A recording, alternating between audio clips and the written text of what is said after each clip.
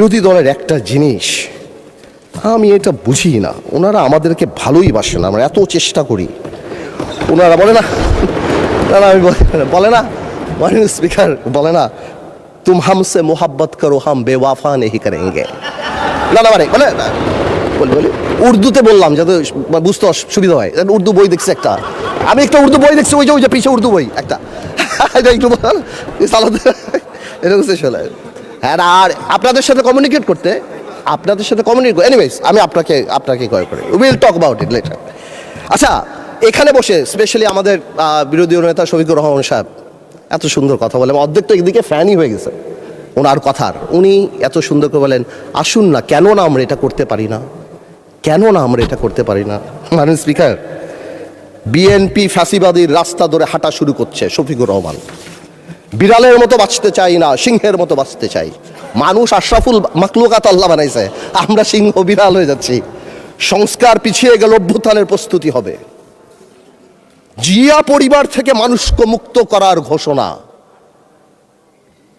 16 বছর জিয়া পরিবারের থেকে মুক্ত করতে শেখ হাসিনা হেলিকপ্টার দিয়ে পালিয়েছে, সাতরায় পালাবে মাননীয় স্পিকার বলে কি?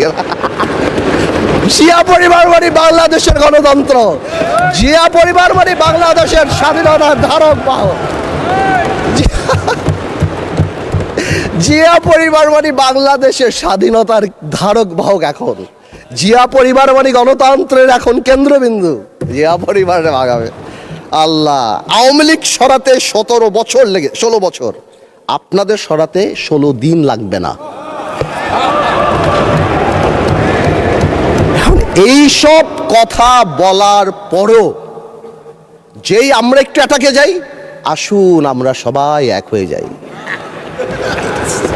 এই ডাবল স্ট্যান্ডার্ড করে লাভ হবে না। আমি বিরোধী দলের নেতাকে সম্মানের সাথে বলতে চাই, আপনি আপনার ঐক্য, আপনার দলে ক্লাস নেন। আপনি বুঝান that he who comes in equity must come with clean hands. আপনি একবার এক কথা বলবেন রাজপথে, গণঅভ্যুত্থান ডাক দিবেন। এই যে নাহিদ ভাই কই আজকে হ্যাপি বার্থডে বললাম, সে দেখি আগে গুলি নাকি আগে খাবে। কে মারবে ভাই তোমার? কেন মারবো? আমরা একসাথে যুদ্ধ করেছি আমরা 2 বছর আগে।